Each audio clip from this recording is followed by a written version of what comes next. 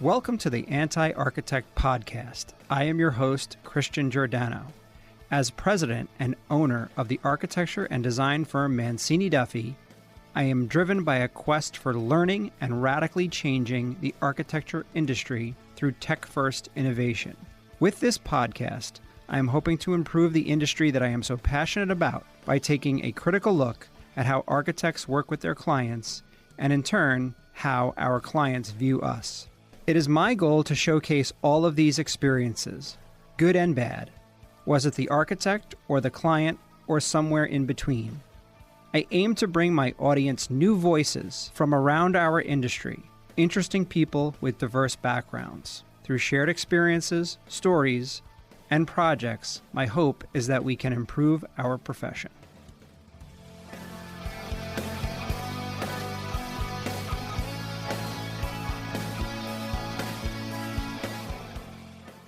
Hello, Anti-Architect Podcast listeners. I'm excited to have Chris Burke from Gardiner Theobald here today as my guest in studio on the Anti-Architect Podcast. Chris is a senior director at Gardiner Theobald. We'll probably refer to it as G&T, and has been with them for 16 years. Founded in the UK in 1835, Gardiner Theobald provides independent project and cost management services in nearly all sectors of real estate and construction. There are over 1,000 employees worldwide, and they have a major presence in New York City. Chris leads a team mostly in the hospitality sector of project managers and cost management professionals who help facilitate the successful execution of projects for developers, landlords, tenants, and hotels. Chris has leveraged his background in civil engineering and construction management to advise and lead the development of several large-scale complex projects, including the 85-acre Brooklyn Bridge Park, Little Island, formerly Pier 55, and the Woolworth Building conversion, the repositioning of 28 Liberty, and the renovation and repositioning of the iconic Carlyle Hotel, as well as many hotels around New York City, which is how I know Chris. Chris, thank you for agreeing to be on my podcast. You are one of the nicest guys in the industry, and it's a real pleasure to have you here. Thanks, Christian. Happy to be here. Awesome. All right, so let's get right into it. I'm going to switch it up a bit. Great. What annoys you about working with an architect? What annoys me about working with an architect? I mean, that's an interesting question. I love architects, and I think they provide a invaluable service to the industry. But as with every consultant and contractor, there are certainly things that I find annoying. I think you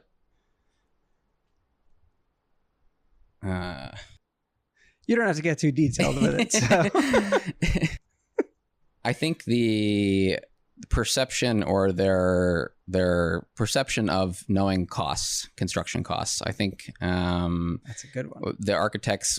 Many architects will make statements like, we know what things cost, or we design to budgets. And, that's often not the case. Guilty. Yeah, that's me for sure. Believe me, plenty of people here in the office call me on that all the time. So yeah, absolutely. I couldn't agree more. Awesome. So our audience would love to get to know you better. You were originally from Eastport, Long Island, but your family moved upstate to a small town called Ghent, right? That's right. Ghent, New York. So why don't you tell us a little bit about kind of growing up and that kind of stuff? Sure. Yeah. As you mentioned, I was originally born on Long Island, but we moved upstate when I was pretty young. And my father was a mill worker, and he had a millwork shop in Quogue, Long Island. Oh. He moved that business upstate, and I believe it was 1990. And he ran that millwork shop upstate, mostly servicing his clients on the island until maybe 1994 or 1995 when he closed it up. He got tired of running back and forth every week to New York City and to Long Island. So started focusing more on the business in that upstate region. So he got into general construction, house building, renovations, those types of things, which is where I started to get a lot of exposure myself to the construction industry. I was always around his millwork shop, and he was always doing drafting in his home office in our house. So I saw a lot of what goes into the construction industry through my exposure with my father. And I worked with him on a number of projects, through my teenage years and even after I got into college. Did he keep the millwork going when you got to Ghent? It just became general construction? He did, yeah. For a few years, he ran it in upstate, but there just wasn't the clientele in upstate New York for custom high-end millwork. So I'm sure, yeah. It slowly pivoted to more So when you were in construction. Quag, you were doing, or he was doing stuff like, I would assume, in the Hamptons and then in New York City. That's right. Okay. Yeah. Custom stairs, circular stairs, kitchens, cabinets, those types of things. Yeah. That's great. So when you say he did his own drawings, he would design the things for the clients? He would do design. He would do his own shop drawings.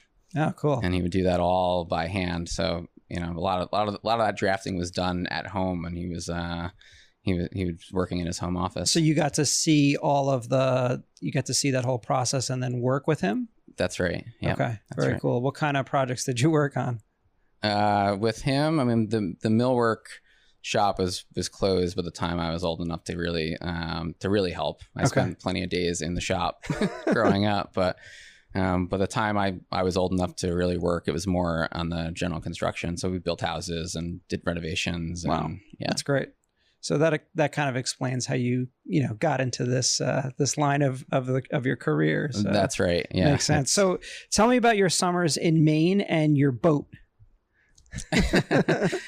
Yeah. So when we were growing up, we used to spend a month every year up in Boothbay Harbor in Maine. And my brother and I, we rented a house on the water, and we thought, like, why do we have this house on the water and no boat? So we started pushing our parents, like, we should get a boat. We need to get a boat. And I think after the second or third year, we convinced them, and we thought, okay, we're going to go and buy a boat. But my father's mentality was, why would we buy a boat when we can build one? Cool. So, at his drafting table, he designed an 18-foot skiff that we then went and the three of us, my brother and I and my father, built at home over the course of a month before we brought it up there. Really? How do you know how to build a boat? Well, it seems different than I houses. didn't know how to build a boat, but yeah, I think his background in millwork, he's also a big, he's always loved boats, loved sailing. We had sailboats growing up. Okay. When we lived on the island. That's awesome. So I think he, leveraged that experience and designed this boat. Actually, we still have it. Do you really? Yeah, it's been almost 30 years. And it still functions, no still problem? Functions, Doesn't leak? Yeah, we've had to do a little maintenance and renovation to it over the years. But yeah. Is it up in Maine? No, it's here. It's really? on the island. Yeah. Okay, nice. Yeah. That's great. Wow, so you actually get to go out on a boat that you built. That's right. So tell me about your early kind of high school years and then work. I know you worked on a farm. Tell me a little bit about kind of all, because I think that leads into sort of this hands-on experience that you have that then carries into your line of work. Yeah. So when we moved upstate, we fully embraced the upstate farm, outdoor life. And I worked on a farm starting at the age of 12, one of our neighbors' farms, a big horse farm and Angus cattle farm. And then as I got older, I worked for a logging company. I did land clearing, did excavation, general construction, both with my father and with other contractors. And, I would do anything from, masonry work to framing to finished carpentry, electrical, plumbing, you name it. So I had exposure through high school and even through my entire college career, like with very hands-on in the field construction. Nice. So can you still do all that kind of work today? Yeah. Nice. Yeah. I still tackle the occasional project. Projects. Yeah. That's great. I've never learned that stuff. But I've seen it enough, and I always watched contractors in our house. So I've picked up enough to, be able to dabble in it. I'm decent with plumbing. I'm okay with electrical. I'm really good at plastering. I've gotten really good at, I have no fear of busting holes in walls. And then I think I'm actually pretty darn good. So if you ever need me on a job site, Perfect. I'm good with that stuff. That's the one thing I stay away from. I'm a good painter, but not a good plasterer. Okay. That's hilarious. So I like to ask this question of guests that have a design background, which you do, is can you describe your childhood home in detail? Like if you think about it? Yeah, we had 3 different homes that I grew up in. Okay. In Eastport, we lived in a old farmhouse style 1800s home. Nice. So low ceilings, small bedrooms, small rooms. When we moved upstate, our first house we were in was in a more of a brick ranch. So, okay. 1970s construction. Right. And then the house where my parents are in now was actually the 3rd house on the same foundation, and that the house currently is, I think, 75 years old. So it's a old farmhouse. So your style. dad looks for projects. He looks for projects. That's right. That's awesome. So where did you go to college, and what is your degree in? I went to college at the Rochester Institute of Technology, and I have a bachelor's degree in civil engineering. Okay. And did you want to be an engineer? Is that kind of? No, I would say I always knew that I would be in the construction industry. Okay. The decision for civil engineering was more of, I thought it would be a good background. It'd be a good technical background to have to sort of advance my career in the construction.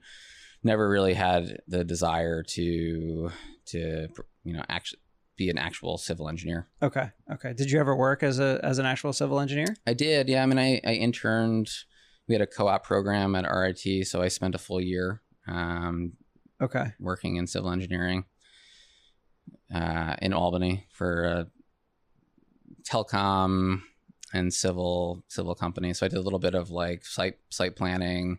Okay.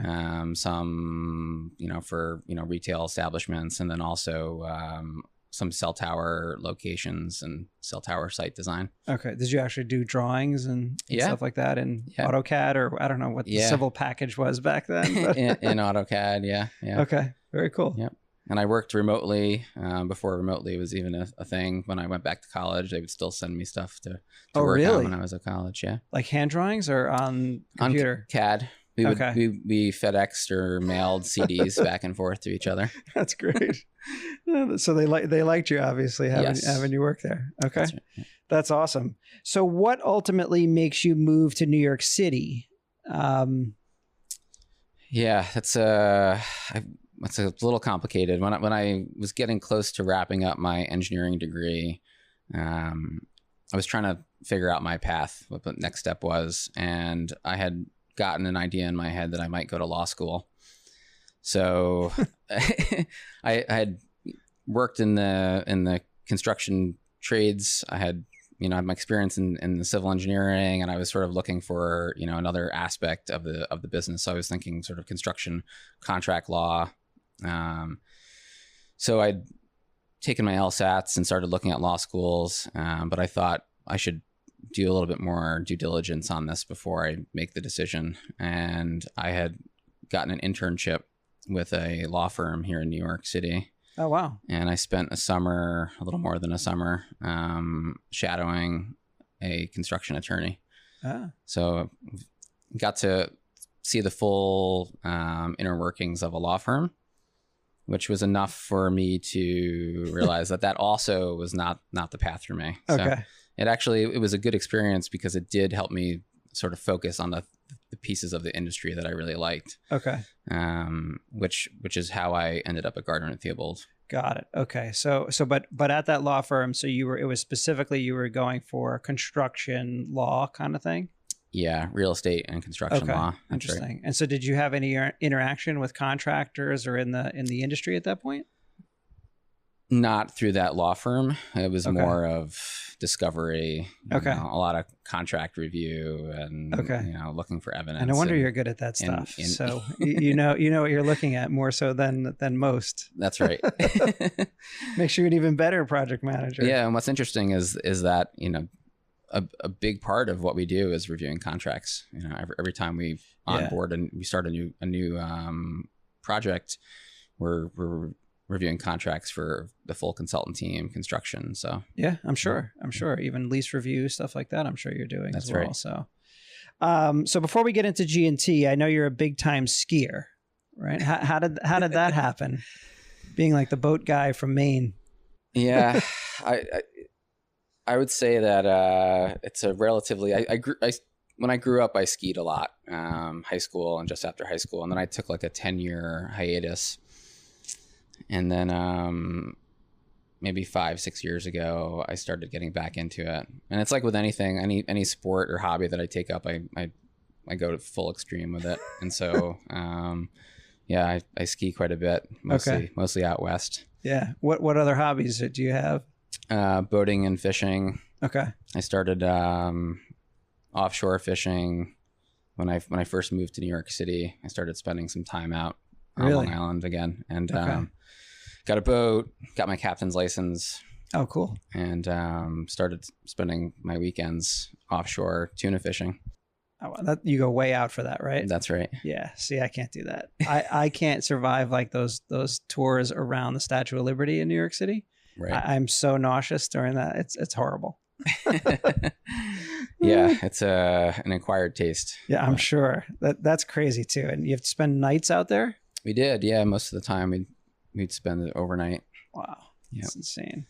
But, so getting into G&T, so what kind of brings you to Gardiner and Theobald? So while I was at the law firm, I started thinking about, well, what am I going to do next? I'm here in New York City. My internship had wrapped up. I actually overstayed my internship. And I thought, well, let me start looking for jobs in the city. And what I really wanted was a job either with a developer or with a project management company where I could focus on the full range of the projects. So from initial site selection through execution, right. And because I had experience in all aspects of it, so sure. I knew design, knew the construction. So I started looking, and I was really through an internet search that I found Gardiner Theobald. Really? I actually found Gardiner Theobald LLP, which is UK. Okay. New York didn't have a website at the time. Interesting. So I had reached out to them, cold called, sent my resume. They connected me with the New York office. And I think within a few days,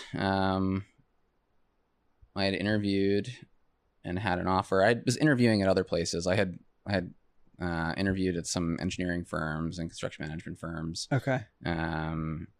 But this seemed like a really good fit.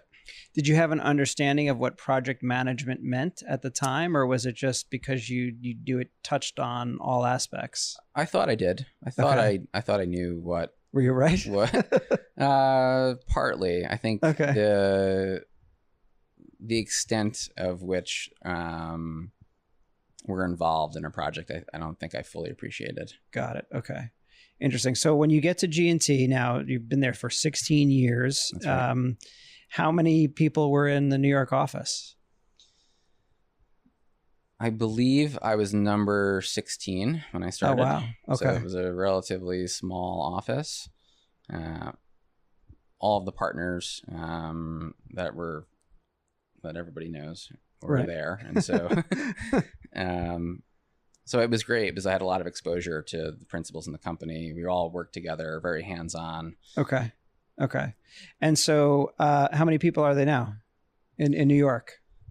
In New York, I think we're around 120. Wow. Okay. Yes. It's a big office now. Yeah. It's definitely grown over the years. That's funny. So how did the New York Gardiner and Theobald office get started? Do you know?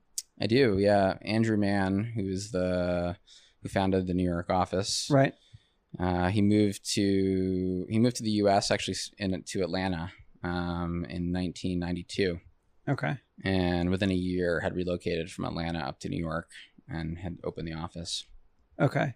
And everyone in the PM world takes credit for quantity surveying, but I feel like G&T is actually the original quantity surveying. Is that true? Yeah, I think so. I mean, there were others, at least when I started, there were others that were claiming to provide quantity surveying in New York, but I think nobody to the extent that we were. Okay. And when I say that, I mean that we were not providing quantity surveying as they do in the UK, but we were providing a cost management service. Right. That was different than what everyone else was doing. Okay. What exactly is different from cost management to quantity surveying? Is there really a difference, or it's just there is? Yeah. Okay. Yeah, so and I'll probably get this wrong because okay, that's not a QS, but in the UK, quantity surveyors prepare bills of quantities. Okay. And so that's really where the origin of the name. And so they're measuring every brick and mortar joint and lengths of copper or whatever, so that they prepare these bills of quantities on off of a drawing set, which is then used to bid and build the project. Okay. It's not done in the US, and it's not done, I think, because one, it's labor intensive, but the construction market doesn't embrace it. So it's not something that is. So that's interesting. So I never knew that. I just assumed it was the same thing as like a cost estimate. So they're actually providing what the basis for the contractor. That's right.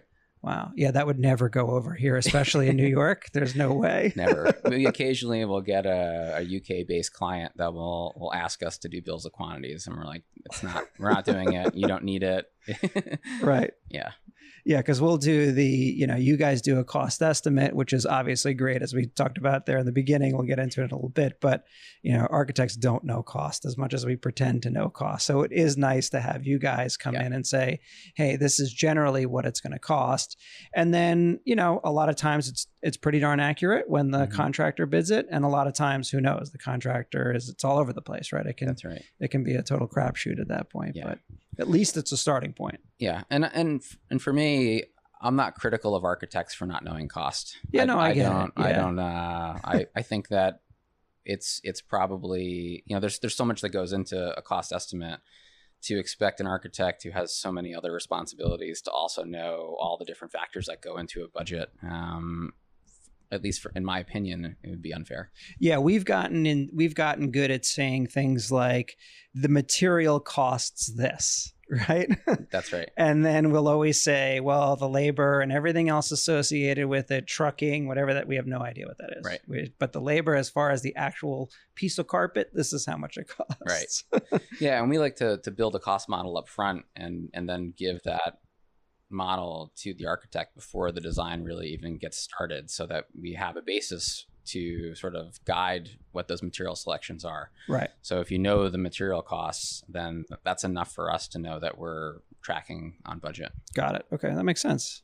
What other locations does G&T have? I know that they're kind of around the globe now. So we have our UK operations, but in the US, we're New York, Miami, San Diego, LA, San Francisco. Okay. We have somebody in Portland as well. And do you guys see a difference in those offices in terms of acceptance of project management? I know in New York, it's very well accepted, project manager, and then we'll talk about this in a bit, but, us here at Mancini, we like a project manager associated with the job because of the sort of the pressure it takes off of us. But do you see that, is it different in other cities, or?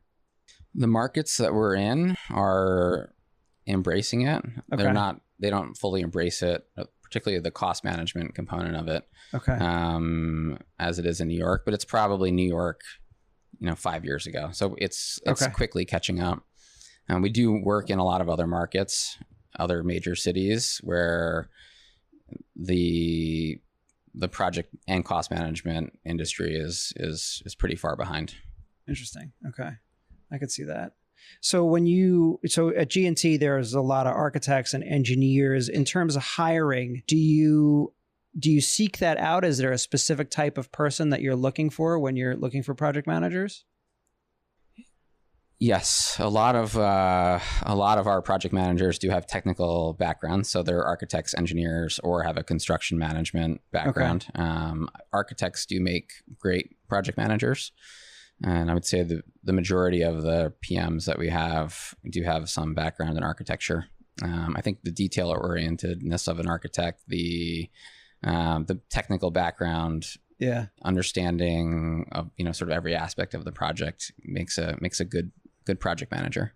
Yeah, no, I agree. And I do enjoy when there's a former architect. Usually when we're working with someone, especially from your team, they'll basically right at day one announce like, I am an architect.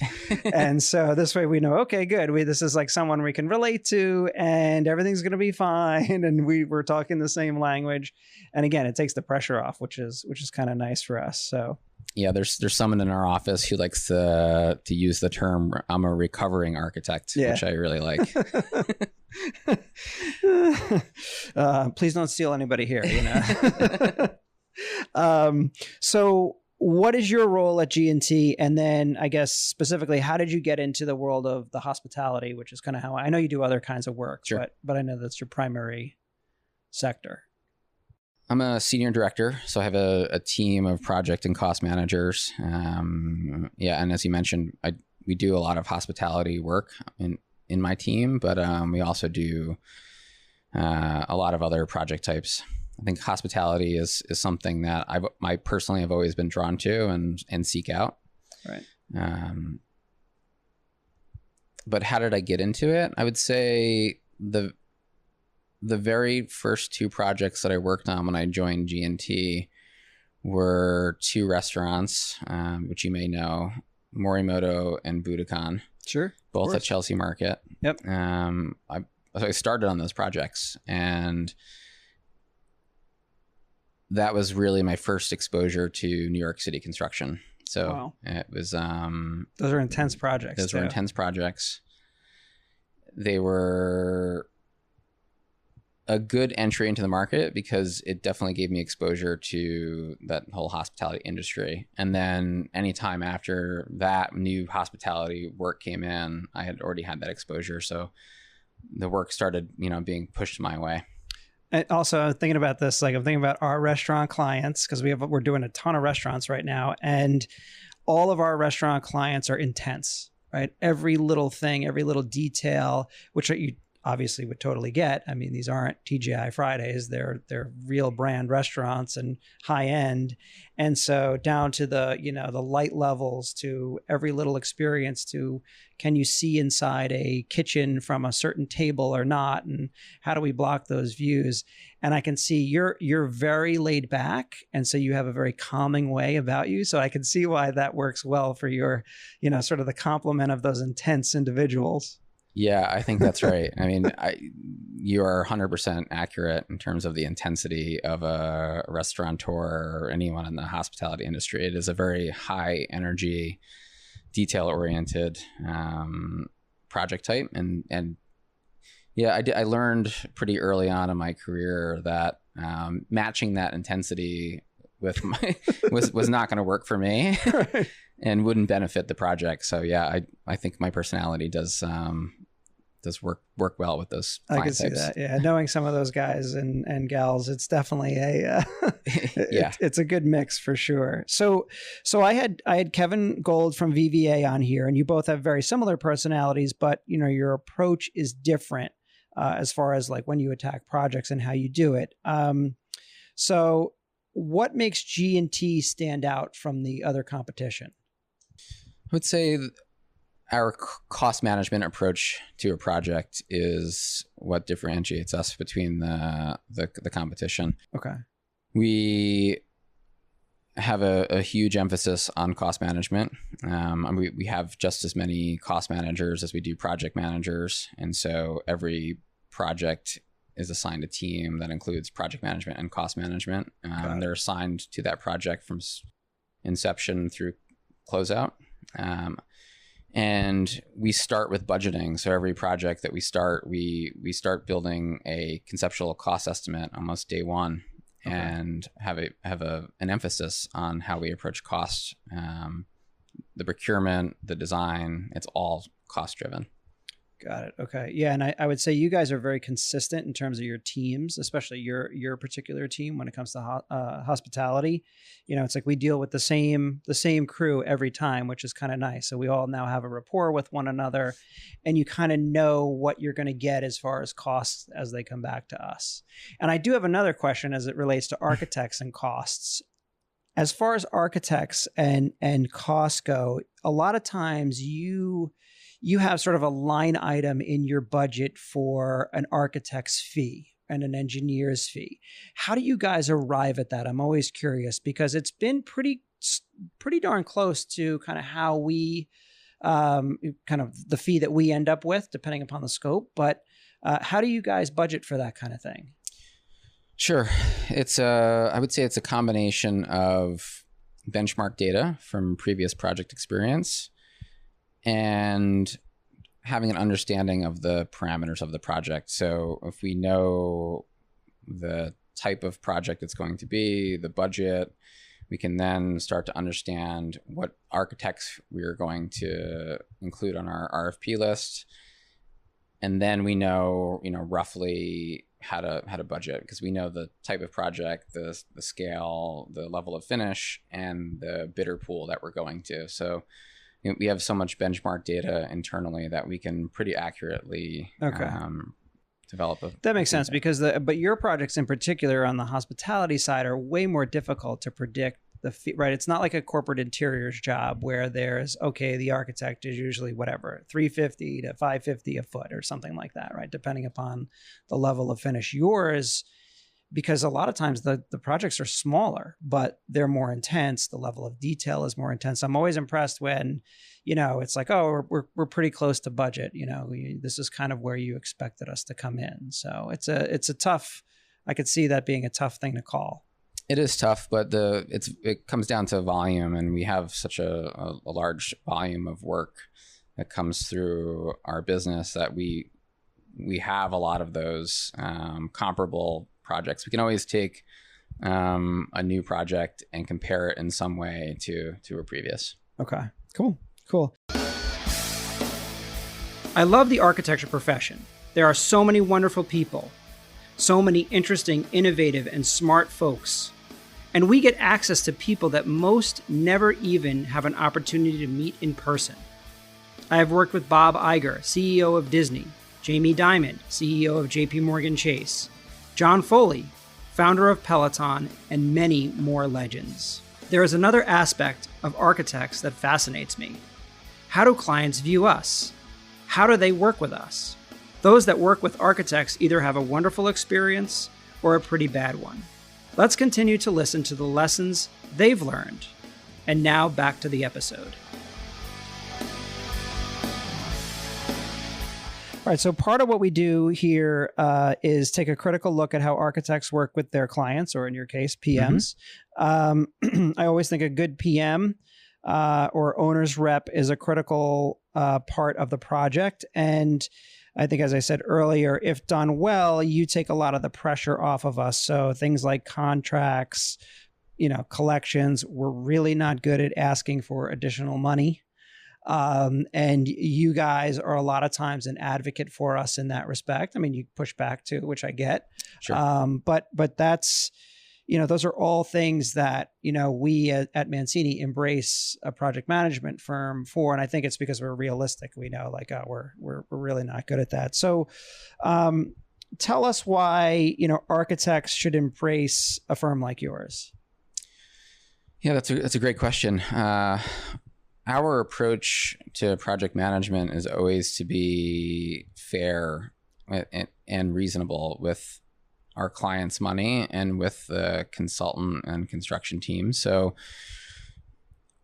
we're almost an advocate for everyone on the project, not just for the owner. So we can be a mediator between an architect and an owner when it comes to a fee negotiation, because we can support the architect. We can have a conversation with the owner and say, this work was outside of the contract. It's fair and reasonable, and actually help to have those conversations and get those fee proposals approved. Right. What in your mind is the difference between an owner's rep and a project manager? I think the two terms are used interchangeably. I think they're synonymous. Okay. The first time I heard anyone argue that point was actually a project that you and I were on, which was that David Adage project. Sure. And I heard the people from Adagi's office say, well, are you the owner's rep or are you the project manager? And I thought, never really thought about it. There's a difference between the two, but I guess that there is. So yeah. Sometimes you'll see, I mean, if we're talking contracts, the owner's representative in an AIA contract is a representative of the owner. So it's a designated representative. Right. So in you our can make industry, decisions for the owner, essentially. That's right. Yeah. That's right. Okay. Yeah. But in our industry, the two terms are used interchangeably. Okay. Got it. So how can architects help you all do your job better? It's a interesting question. I think what we do as project managers is we try to, at the onset of the project, put a structure in place. We build a schedule, we build a budget, and we try to manage the team, the consultant team and the construction team to stay within those parameters. I think the way that architects and consultants can help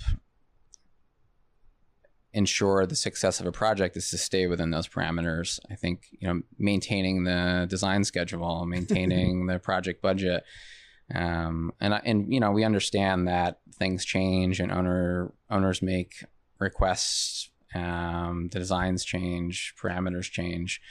But whenever we deviate from a project schedule even a little bit, it sort of sets the wheels in motion for things to begin to unravel. Yeah, I could see that for sure.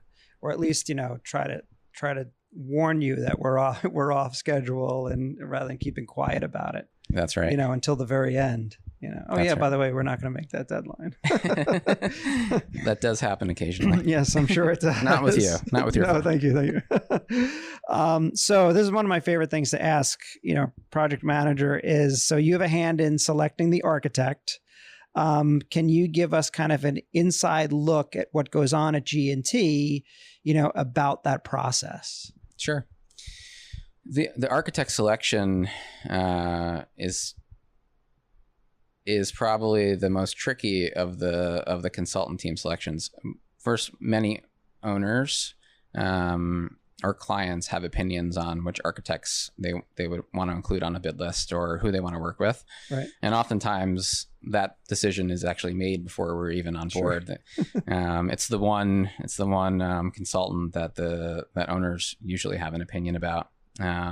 But putting that aside, if we're starting from scratch and there is no opinions, we look at the project type, and we look at our internal database of what similar projects, what architects have worked on them, what architects we've had good experiences with lately, whose fees have been reasonable. And that's really how that initial list is put together. And then the actual selection process is a formal RFP process, solicitation of proposals, interviews, leveling, and again, the architect selection is largely driven by the owners, and that's the one interview that they always want to sit in on. They want to have a say. So I think the actual selection is a conversation with the owners, and it's not always the low bid. It's Sure. oftentimes not. Yeah. What do you think makes the client select one over another? It really comes down to the interview. It does. Okay. Yeah. If you've made it to the list, if you've made it to the table, you've already demonstrated that you have the experience to work on the project. And oftentimes it's the team that's put forward, how the presentation goes, and that can often be the deciding factor between two competitors. Like a chemistry in the presentation, or I guess what presentations have you been part of that kind of stand out in your head as being, exceptional presentations, that have gone beyond? I think we talk about this all the time here, right? Same thing. All right, we got to the table, we got selected down further. Clearly they know we can do the work. What is it that we can do now to kind of close the deal and show them like we're the real deal? It is a lot about the energy of the team that's presenting. It's it's the connection with the owner. It's the demonstration that you understand the project.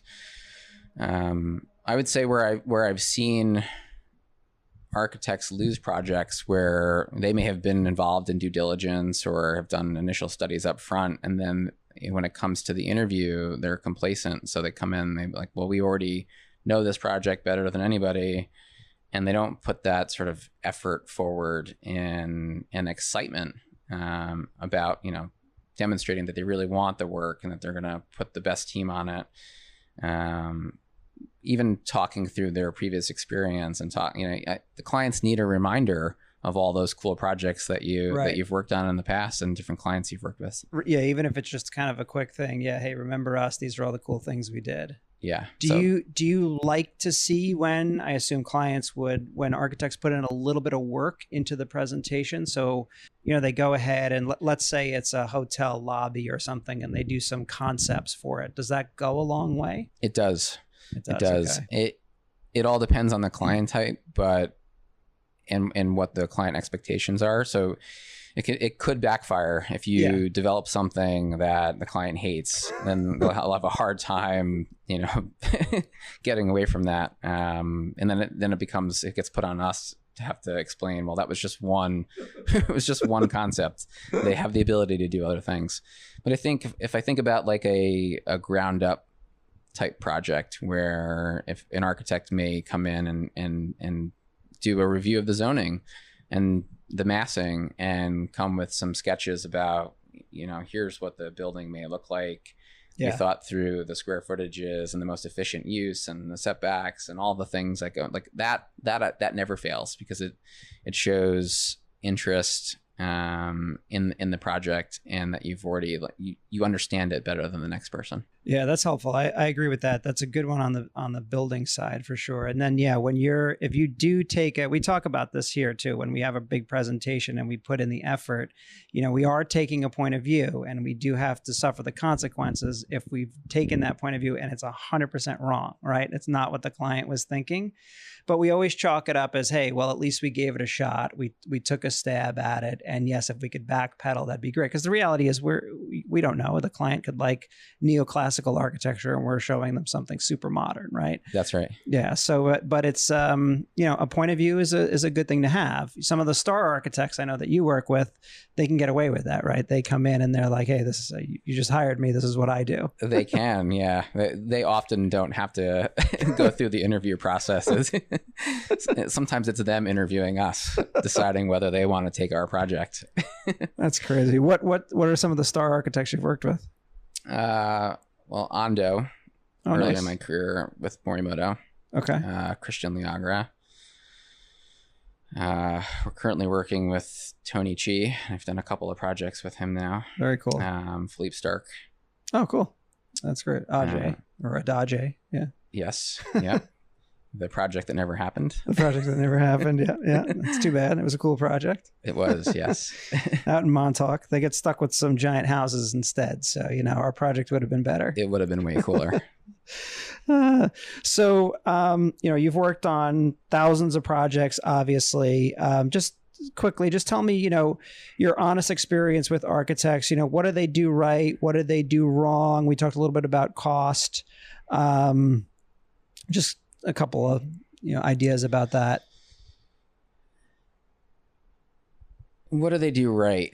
I think they do a lot right, and I think the architects that we work with are typically of a caliber of you're getting the best in the industry. The projects that we do are of demand those level of that skill set.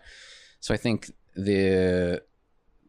what they do right is easy. Like we work on some amazing projects, and the skyline is full here in New York City of some really incredible buildings and incredible projects. The things that I think can be improved is probably the process in which the design is developed, and I think this is probably something that's what's actually driven you to sort of start this that was podcast. My next question. Was is to figure out like how to improve the actual design development process. Yeah. It's time consuming. The coordination is still not great. I think the use of BIM is not been fully embraced yet in New York City, both by the consultants but also by the construction industry. So I think there's certainly room for improvement in the process in which the design and the drawings are developed. Yeah, I agree. And then obviously, where do you see technology helping in that process? So the drawings, if you think about a renovation of a building, your drawings are only as good as your backgrounds, and your backgrounds are only as good as the survey data that you've developed them off of. And we have the technology now to go in and scan a space and understand every nut and bolt, but we often don't have the luxury to have a space demolished before it's scanned. So again, we'll go in and have a scan done, and by the time the backgrounds are developed and then we demo drawings, we go and demo it, and we have to sort of start over again because there's things that are behind the walls, above the ceilings. But also even the taking the scan from that sort of point cloud to a background is labor intensive. It's expensive. It's time consuming. And I think if the process upfront of due diligence can be streamlined, if the cost of that scanning can be, eventually, pushed down to where it's sort of the industry standard on every project, I think then your starting point is going to be better. You're going to have better drawings, better backgrounds from the onset of the project. Yeah, we've started to sort of self-scan. We've developed our own scanner system. It's actually on our Roomba, the vacuum cleaner, so it can kind of move around a site without having to move a tripod around. And we're experimenting with that. We're trying to do that. So the same thing, right? So that we can take the upfront cost down, because it only benefits the architect to have accurate drawings from the very beginning, right? To throw up your hands and go, hey, it's too expensive, I can't do that. That's just going to come and bite you in the end if you're not accurate from the beginning. So yeah, we're working on a hotel project where we didn't have access to all the guest rooms, so we relied on as-built information, and the as-built information that the drawing set was developed on was very wrong, and we were dealing with very small tolerances for millwork and furniture and finishes, and it turned out to be a fairly significant impact to both schedule and budget once we were able to get access to the rooms and begin demolition. I'm sure, especially in hotel rooms, it's like a fine watch when it's all said and done. So bringing it all back around, if you had to do anything differently as far as your career is concerned, what might you have changed? It's a good question. I think my answer is going to be easy, though. I mean, I wouldn't change anything. Okay. I think I did due diligence up front, and I looked at other avenues, and this has been a very good fit for me. Awesome. And I feel like I had a lot of opportunities over the last 16 years to pivot, to make a change, to go into development and other aspects of our business. But I chose to stick it out with G&T, and it's been great. That's great. Awesome. Well, thank you so much for being here and being the guest here on the Anti-Architect podcast. To see and read more about Chris, it's hard to find stuff about him online. He's a pretty private guy, but you can certainly go to the Gardiner Theobald website, which is just gardiner.com, right? That's right. GARDINER.com. So, Chris, seriously, thank you so much for being here. I really, really appreciate it. Thanks for having me. It's been a lot of fun. Awesome.